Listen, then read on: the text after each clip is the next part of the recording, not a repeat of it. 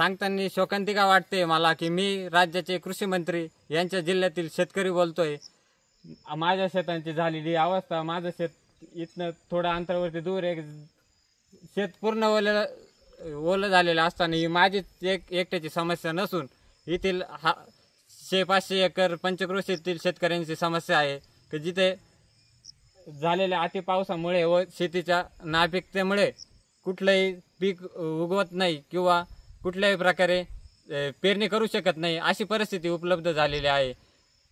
आणि आपले राज्याचे कृषी मंत्री ज्यांना या गोष्टीचं कुठल्याही प्रकारे गांभीर्य नाही किंवा ते आपल्या संसद भवनामध्ये शेतकऱ्यांच्या समस्या सोडून जंगली रमीवरती त्यांचा खेळण्यात टाईम व्यस्त करत आहे। त्यामुळे मी असा निर्णय घेतला आहे की मी हे जे माझं सोयाबीन पेरणीसाठी जे बियाणं घेतलं होतं माझ्या क्षेत्रामध्ये, ते सोयाबीनचे बियाणासाठी जे पैसे लागले मला, मी ते बियाणं दुसऱ्या वैयक्तिक लोकांना विकून आणि त्यातनं मला आलेले जे काही 5,550 रुपये आहे ते मी माननीय कोकाटे साहेब यांना मनी ऑर्डरद्वारे पोस्टामधनं सेंड केले आहे।